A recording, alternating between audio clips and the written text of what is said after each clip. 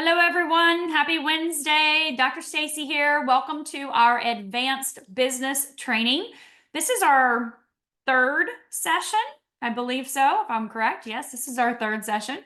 If you have not seen the other two sessions, please check with your upline senior presidential director. They are pinned to the top of the Evolve team page. And I have a team page as well too. So check with your upline. They are not listed on my YouTube channel. They are there, but they're unlisted. My YouTube is a product only source, so you won't find them on my YouTube channel. So I want to start today by, if you are new, please watch those too. Make sure you grab this book, The Science of Getting Rich. We are going to dive a little bit deeper into this today. It's really important right now that you get the foundation for this, what it is, what it means, and I want to spend some time explaining that to you. So if you have takeaways from chapter 3 and 4, that's what we read since last week, please feel free to put them in the chat. I am more than happy to, listen to and read all of your questions and things like that. But if you have takeaways, I definitely want you to share that as well too. So we're going to dive in. I've highlighted or underlined and starred some things that are really important that I feel are important for you to grasp this concept if this is new to you. So let's go to chapter 3. Hopefully you have the book and you're not just listening on audio. But you can listen to it all for free on YouTube, of course, but the book's like $4. So I highly recommend you get the book and write and highlight and circle and star like I do. So chapter 3 is called, Is Opportunity Monopolized? Okay.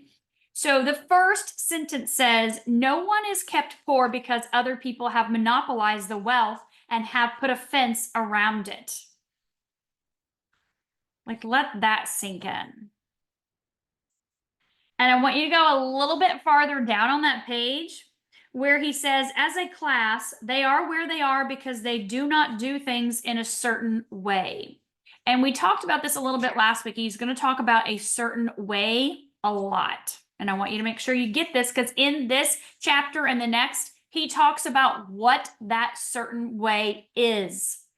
And it's a little mind-bending unless you're really paying attention to this, okay?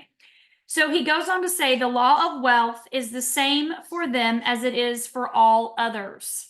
So no matter what, because back then, it was the working class, the middle class, the upper class, whatever, he talks about no matter what it is, it's the same. The law is the same. The law of wealth. Remember, wealth is all things great from God. Peace, love, joy, abundance, health, prosperity.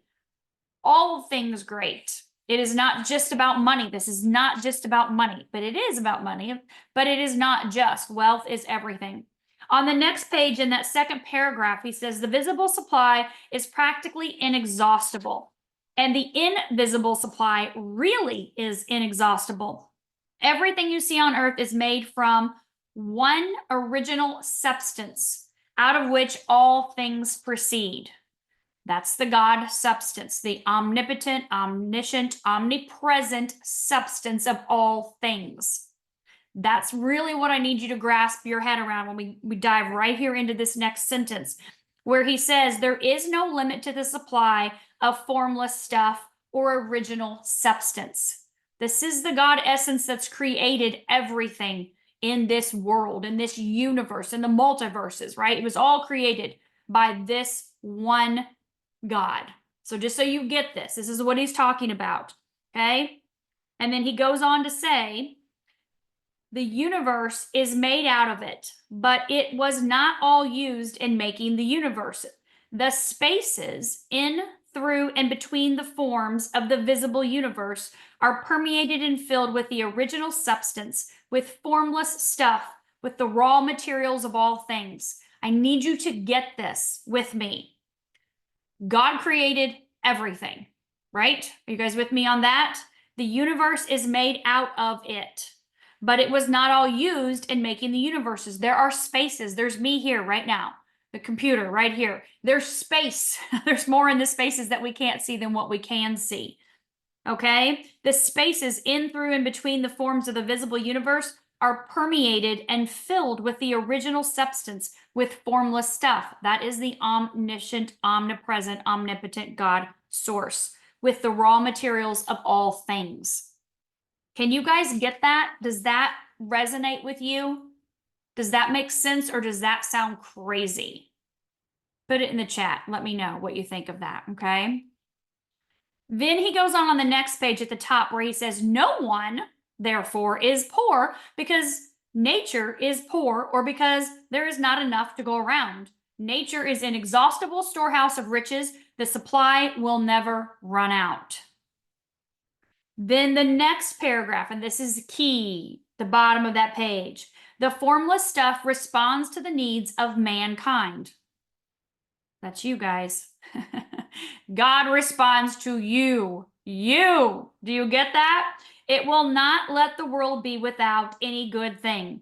This is true of man collectively. The race as a whole is always abundantly rich. And if individuals are poor, it's because they do not follow the certain way of doing things that makes the individual rich. The formless stuff is intelligent. This is God. God is intelligent. Would you guys agree?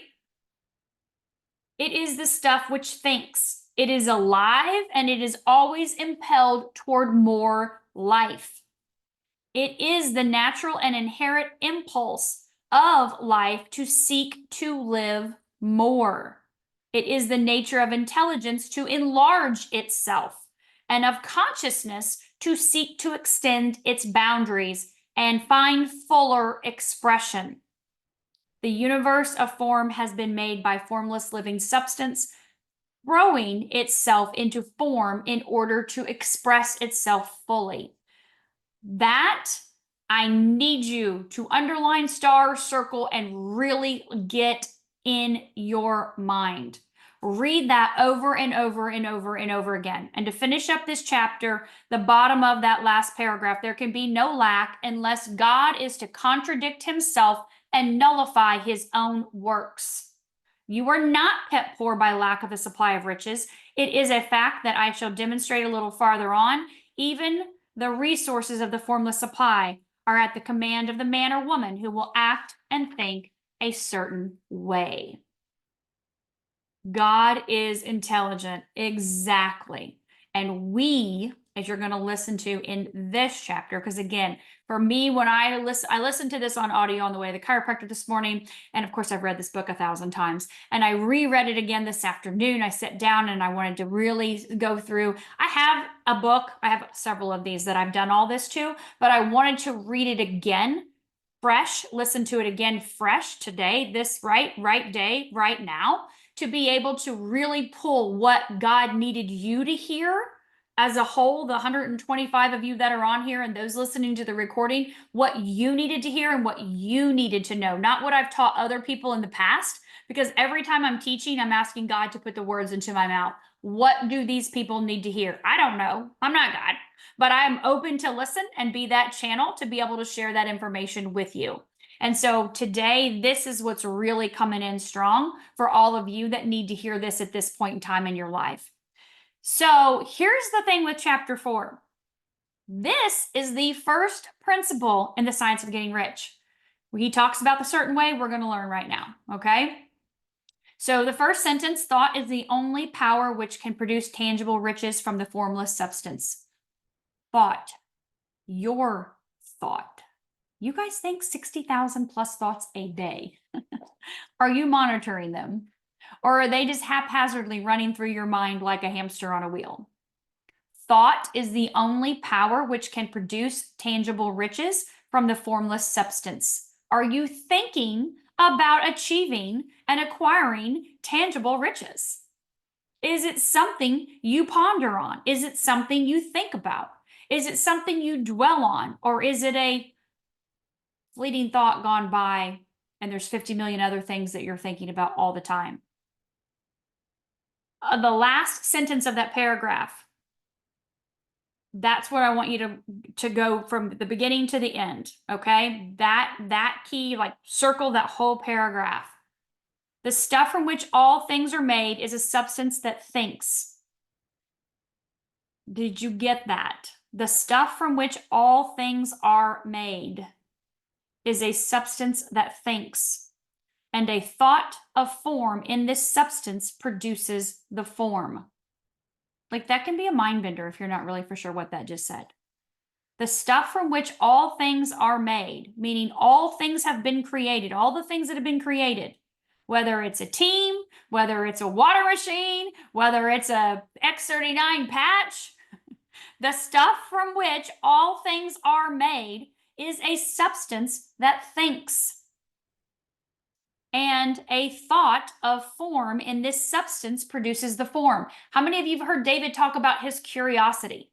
Just being curious, right? Diving into the Bible. What does this mean? What are these codes? Looking into science, into nature. What is this? What's going on here?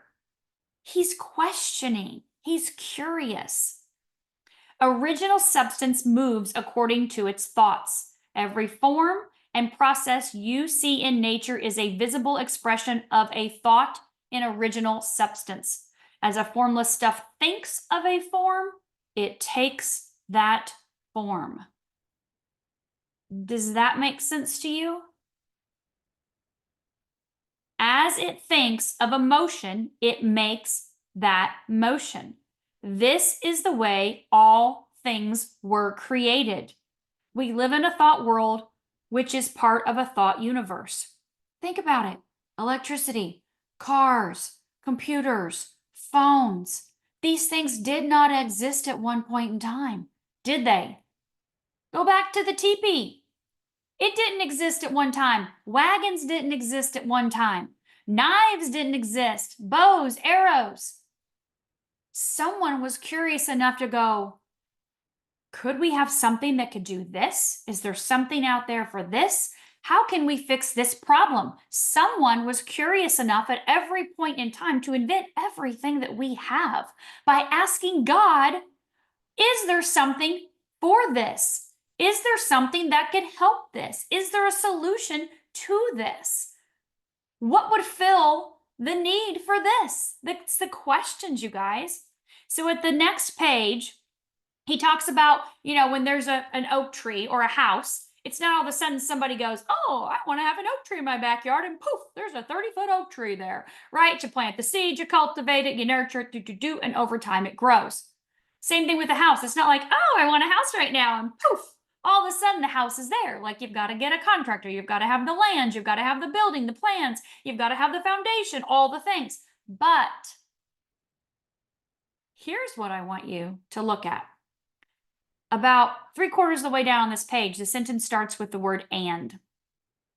And if there were no existing channels through which the creative energy could work, then the house would be formed directly from primal substance without waiting for the slow process of the organic and inorganic world. Do you know what we call those? Miracles. Any of you ever been witness to one? I'm sure you have. Something out of nothing, just like that. I say it all the time in my business. People drop out of the sky. I don't know these people. I never met them before. I don't know where they come from, but boom, they drop out of the sky. People do. They come right into my business. They drop right on those charts, right into my back office, and now we are friends and we are forming a relationship and rocking and rolling together. I don't know who they are. I don't care. God brought them into my life for a reason, and now we're rolling. That right there, that.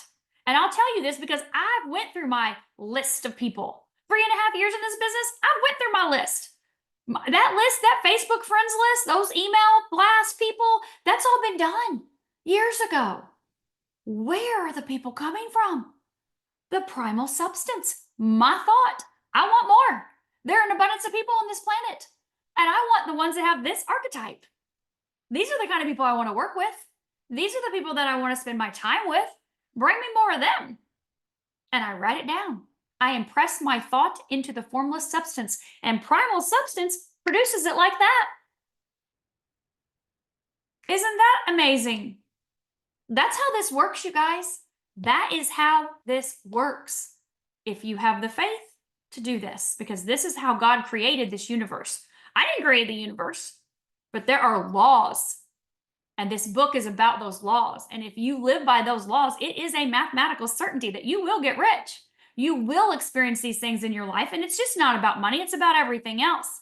But this will happen if you abide by these spiritual laws, these natural laws of the universe that God created. So at the end of this page, he says, a person is a thinking center and can originate thought. You can shape a team if you want. But if you can't think it, you won't have it. You will not have brand partners. You will not have managers, directors, senior directors, executives, presidentials, or senior presidential directors unless you can think it first. You have to have the thought. You have to have that in your mind. The team. What does it look like to have a team of people in my life? Do you want that? Right? Is that something you actually want? The second paragraph, he says, humankind has never thought of trying to cause the creation of new forms by impressing thought upon formless substance. When a person has a thought form, he takes material from the forms of nature and makes an image of the form which is in his mind. People have so far made little or no effort to cooperate with formless intelligence to work with the Father. This is 1910, so we've obviously gotten a little better at that over the years. Some of us, right? Work with the Father. The next sentence, the individual has not dreamed that he can do what he sees the Father doing. David does. Does he not? Every single day. That's exactly what he does. Work with the Father. Do what he sees the Father doing. Do what God is doing. That's exactly what he does. And he goes on to say, we propose to prove that he may do so, meaning he, anyone, to prove that any man or woman may do so, and to show how. Our first step, we must lay down three fundamental propositions. First, we assert that there is one original formless substance or stuff or substance from which all things are made. We agree? God? Yes? Everybody in on that? Yeah? Okay. All the seemingly many elements are but different presentations of that. Hop of the next page. Look at this. Big arrows down here. All the many forms found in organic and inorganic nature are but different shapes made from the same stuff. And this stuff is thinking stuff. A thought held in it produces the form of the thought. Thought in thinking substance produces shapes. Human being is a thinking center. This is you, capable of original thought. If you will take the time. Here we go. You ready? If a person can communicate his thoughts to original thinking substance, he can cause creation or formation of the things he thinks about. To summarize, this is a thinking stuff from which all things are made, and which in its original state permeates, penetrates, and fills the inner spaces of the universe. This is you sitting down and communing with God. Not, please give me this, I need this, help me with this. But these are the things that I want. These are the things that I desire. If anyone else can have it, I can have it, right? If anyone else has achieved it, I can achieve it. A thought in this substance produces the thing that is imaged by the thought. A person can form things in his thought, and by impressing his thought upon formless substance can cause the things he thinks about to be created. This is my strongest proof. If one person who reads this book gets rich by doing so, by doing what it tells them, then there's evidence to support the claim. But if everyone who does it gets what he tells him to, gets rich, then there's positive proof until someone goes through the process and fails.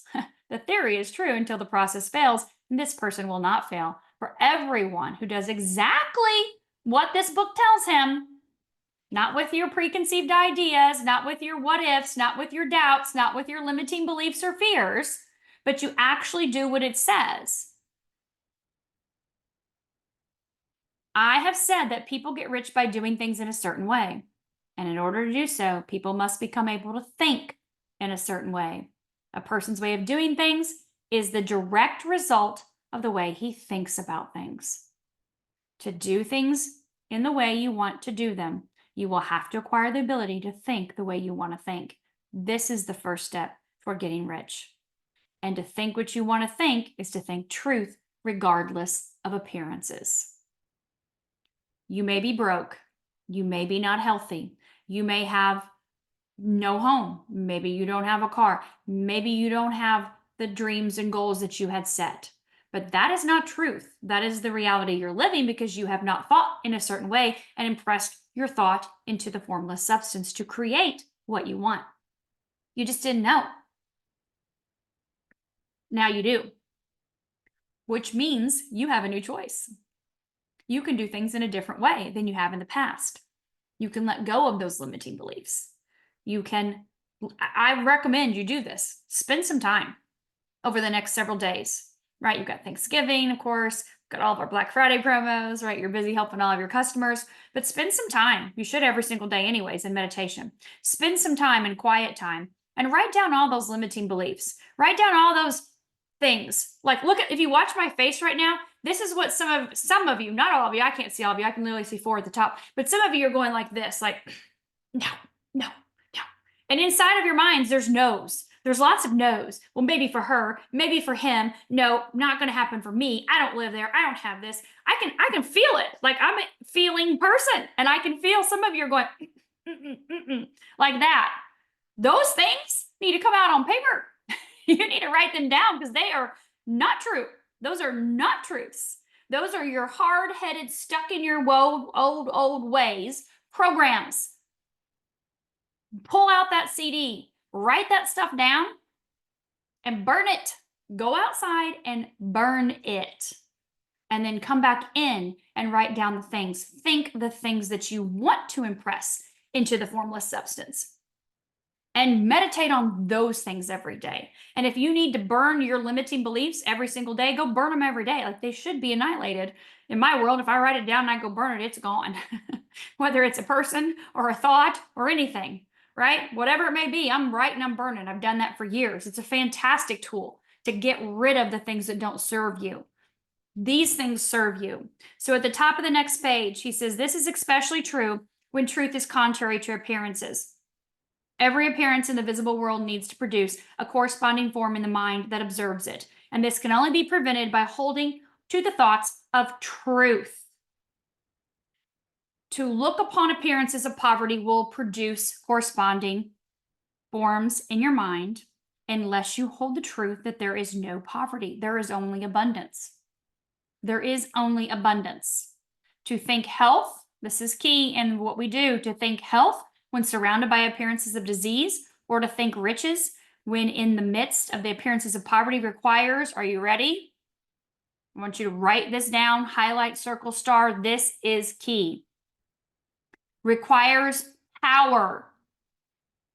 But whoever acquires this power becomes a mastermind. That person can conquer fate and can have what he wants. Power. Not power to control other people and rule people and dominate. This is all about you. This is you impressing your thoughts into the formless substance of all things great. The power can only be acquired by getting hold of the basic fact which is behind all appearances. And the fact is, are you ready? There is one thinking substance from which and by which all things are made. Then we must grasp the truth of every thought held in this substance becomes a form, and that man can so impress his thoughts upon it to cause them to take form and become visible things. How many of you have signed up a brand partner? You wanted one, you got one. You wanted 2, you got 2. Ye shall not have, because ye shall not ask. You want 10, you want 20, you want 500, you want 5,000. You get to pick. It's your world. You're communing with God on this, right? When we realize we lose all doubt and fear. When we realize this, we lose all doubt and fear. For we know that we can create what we want to create. We can get what we want to have, and we can become what we want to be. The first step, you must believe the three fundamental statements given previously in this chapter. He's going to repeat them. Are you ready? There is a thinking stuff from which all things are made, and which in its original state permeates, penetrates, and fills the inner spaces of the universe. A thought in this substance produces a thing that is imaged by the thought. A person can form things in his thought, and by impressing his thought upon formless substance can cause the thing he thinks about to be created. You must lay aside all other concepts of the universe, and you must dwell upon this until it's fixed in your mind and has become your habitual thought. Read these statements over and over again. Fix every word upon your memory and meditate upon them until you firmly believe what they say. If doubt comes to you, cast it aside. Do not listen to arguments against this. The science of getting rich begins with the absolute acceptance of this. Now, I know we took the time here with me reading to you, and I, of course, have my list of all the things. But as I was listening to this morning, and as I was rereading it again, it was imperative that I really made this clear for you to understand this is foundational to the book. This is foundational to your life. You are not too old. You are not unhealthy enough or not healthy enough, right? You are not in a position where this does not apply to you. This applies to every single person on here. Every single one of you. Every one of you that I can see your faces on here. 151 of you. I can see your smiling faces. Some of you are perplexed. Some of you are going to go reread these 2 chapters again, and I highly recommend you do. But I knew that I had to spend the time reading this to you. You've read it yourself. I've taught this a million times, and I hear the questions. This doesn't make sense to me. What does that mean? I hope some of the things that I said to you made sense, or maybe shared it with you in a way that you can understand a little bit better than you have maybe reading it on your own. Like I said, I've read it over and over and over again. It never gets old. Every time I read it, it's like, yeah, it just sinks in one level deeper into my subconscious mind. Remember, our subconscious mind is running our life, those old programs from childhood. That's neuroscience, y'all. That is not something ooey wooey, fairy, woo woo stuff. It's neuroscience. Those programs, our subconscious mind was wide open from birth to age 12. We were in a brainwave state to where everything that was told to us was taken on as truth. You're not good enough. You're not pretty enough. You're too fat. You're too skinny. You're this. You're that. You don't have this. I don't love you. I don't want you. I don't need you. You're this. Or maybe you're amazing. I love you. You're incredible. You're the best thing I've ever seen. You're so pretty. You're so handsome. You're just the right, perfect everything. I don't know what you were told. But at the root of it all, you don't feel enough. You don't feel like you're enough. You don't feel like you're loved enough, right? That's pretty much those 2 basic things that people at the root of it don't feel. But you are. And you are here at this time for a very specific reason. You were brought here today for a very specific reason. Whether you're listening live or watching the replay, there is a reason you're hearing this right now. I don't know what that is. That is God's with you, right? That's you and the source, not me. I just feel like it was really important that I spent this time. Don't worry, I'll go over patching parties next week.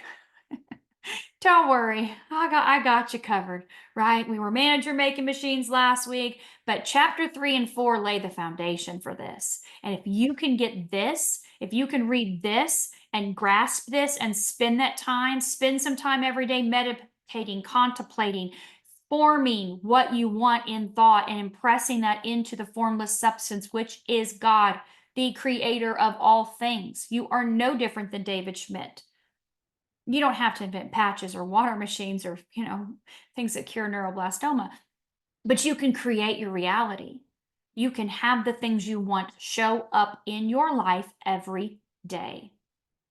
You have that power. And the person that has that power is the mastermind and creates whatever they want. Do you want to create whatever you want? I do. And if you don't like the way your day looks, that's your fault. Write a different day. Pick what you want it to look like. Write it down. You are the creator. Things are not happening to you, they're happening for you to make a decision. Contrast. Don't like this. Ooh, I like that. I want more of that. What do you want more of? Focus on what you want more of. Write more of what you want more of. Write what you don't want, burn it, get rid of it, and put down what you do want. You have that power. But those of you that are still going, yeah, for you. Yeah, for me, because I'm willing to work with the God substance that created everything. Are you willing to work with that? Because if you are, you can help hundreds of thousands of people. You literally can. Like, that brings me to tears.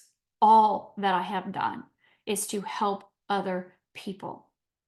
Why have I done this? To experience life with amazing people just like all of you, to impact people's lives. That's what I'm here for. I can only do that to the best of my ability if I am working with the natural laws that are here, that are designed in order to open up the doors for me to do that. That's all it is. This is opening up the doors. It's opening up the floodgate to the people to fly in from all over the world. I don't care where they're coming from. I'm just here to work with all of them, help them, make the biggest impact while I'm here. I'm only here for a blip, right? It's a blip in time. I'm here right now. I'm here to make a difference. You are here to make a difference. Are you living up to that? Are you doing that? Did you even know that existed? Some of you are like, oh my God, where has this been all my life? Where has this been? I know I didn't find out about this till I was 30. I was so furious. I was like, God, why couldn't I find out about this when I was like 5 or 10? Trey was 5 when he started reading this book. Like, why didn't it wasn't my journey, right? I had to have that in my journey. You had to have this in your journey, but you're here now. You're here now. So as we spend the next couple days in gratitude for our family and our friends and this opportunity that we've been presented to make a difference in people's lives, stay in that space of gratitude for knowing this now, and for knowing that you can make this difference, this impact, because now, doing things a certain way will produce the riches of the kingdom. It'll produce abundance of all things great from God. That's what we're here for. Money is a part of it. And it's a scientific fact. You are going to get rich. All of you are. You can give it all away if you want. My address is 19706 71st Avenue East, Bradenton, Florida 34211. Mail it here. I'll be happy to utilize it for you if you don't want it. Put it to good use. It may be a trip to Paris. It may go down to the Boys and Girls Club. Donate Christmas presents for everyone. Christmas dinner for everyone. Or all of the above. Or you can take your money and do whatever you want with it. But you deserve it. You're worthy of it. You live in an abundant world. We have an abundant God, and He wants you to live abundantly. So thank you all for being here this afternoon. I appreciate all of you, and I look forward to seeing you next week when we talk about patching Hardee's. Have a wonderful Thanksgiving, everybody. Thank you, thank you, thank you.